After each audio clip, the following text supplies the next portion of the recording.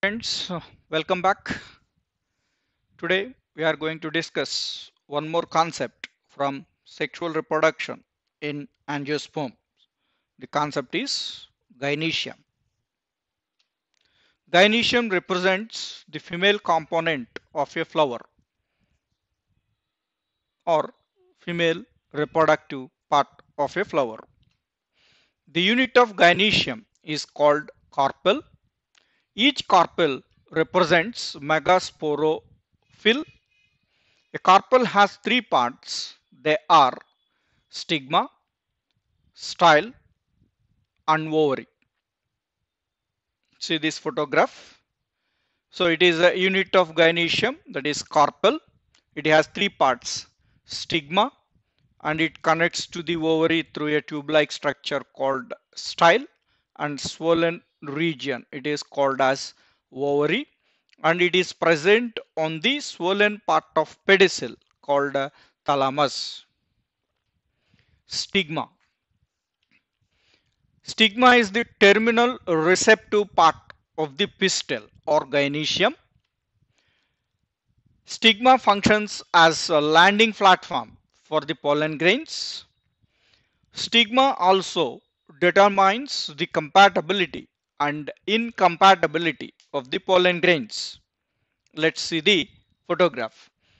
So, this terminal part of the carpel or pistil is stigma, and it acts as a landing platform. That means the dispersed pollen grains from anther or fallen onto the stigma or a landing on the stigma, and this stigma determines whether the pollen grains are suitable, compatible, or not suitable, incompatible. That is determined by this stigma. Style. It is elongated narrow stalk that connects the ovary with the stigma. See this picture. So stigma, it is a terminal portion of this carpel is called as stigma. It connects to the ovary through a tube-like structure called as style.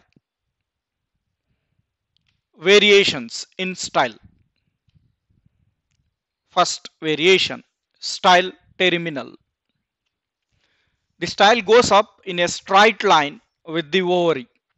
This style terminal we can see in hibiscus or China rose.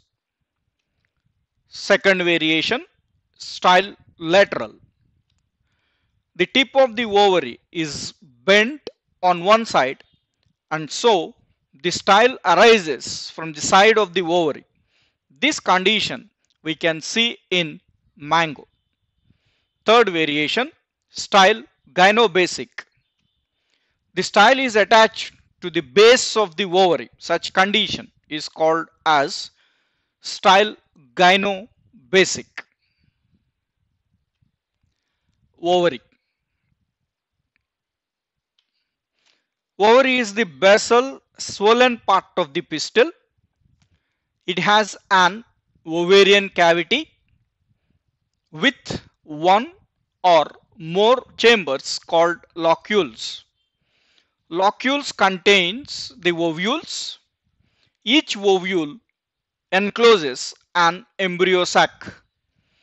Ovules attach to wall of ovary through parenchymatous cushions called placenta. Ovules are the future seeds. Let's see the picture.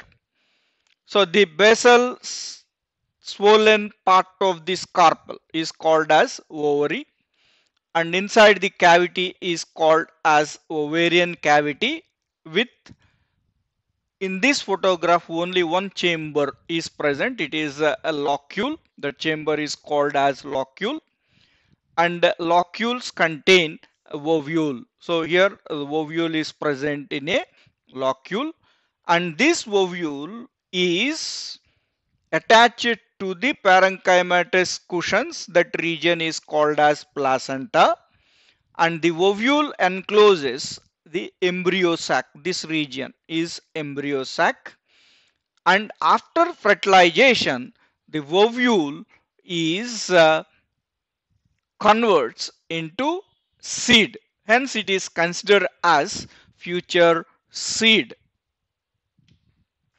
Variations in ovary based on position. Ovary superior. The ovary occupies the highest position. Ovary superior occurs in hypogynous flowers where the thalamus is convex and other whorls arise below the ovary.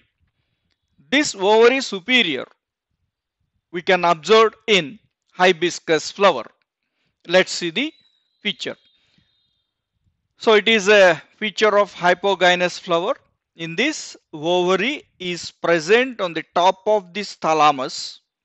This region is thalamus, and all the remaining whorls, that is calyx, corolla, stamens, or arises below the ovary. This condition is called as ovary superior, and such flowers are called as hypogynous flowers. Ovary half inferior.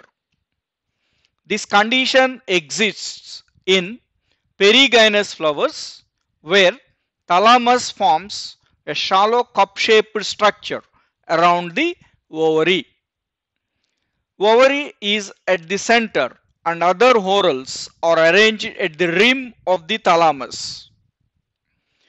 This condition we can found in rose flowers. Let's see the pictures.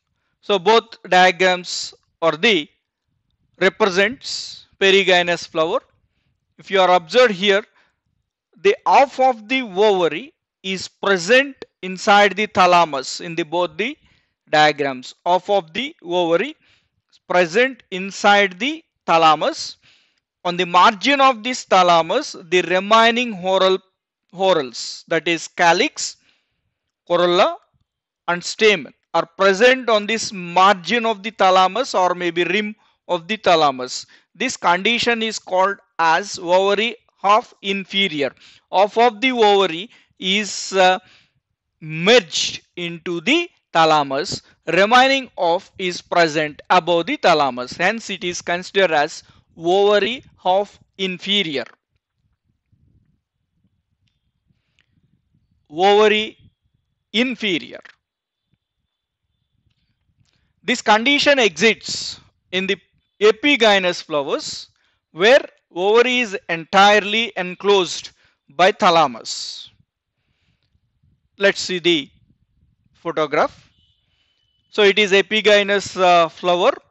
In this, the ovary entirely merged into the thalamus, and remaining all the whorl parts, that is calyx, corolla, and stamen, arises above the ovary. This condition is called as ovary inferior. This condition we can observe in sunflower. Variation in ovary based on locules, that is chambers present in ovarian cavity. Locules refers the chambers of ovary. According to the number of locules present, ovary is said to be unilocular. That means it consists only one chamber. Example, mustard. Bilocular, the ovary consists two locules. Example, solanum. Trilocular, the ovary consists three chambers. Example, lily. Tetralocular, ovary consists of four locules or chambers. Example, turnip. Pentalocular, The ovary consists of 5 chambers or locules. Example, China rose or hibiscus.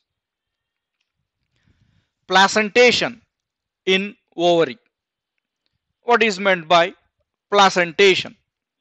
The arrangement of placentae in the ovary is called placentation. It is of many types. They are marginal placentation, axial placentation, parietal placentation, basal placentation, central placentation, superficial placentation. Let's see each one. Marginal placentation. It is common type of placentation in simple or monocarpellary ovary. Monocarpellary, mono means single, carpel means single, one stigma, one style and one ovary. The placenta consisting the ovules develops along the junction where two margins of the carpel fuse. It exists in unilocular ovary and it is present in grams, that is black gram, green gram, moong, pea, sun hemp, etc. Let's see the photograph. The photograph of marginal placentation.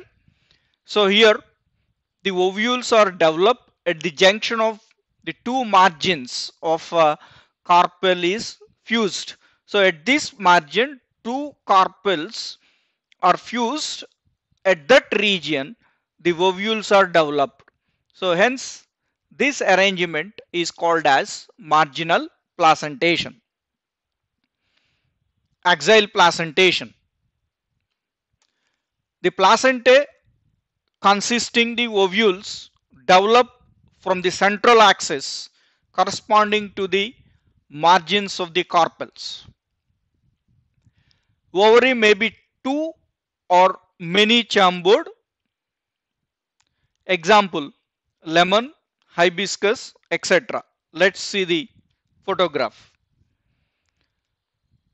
So in this ovary is trilocular and each locule having one ovule.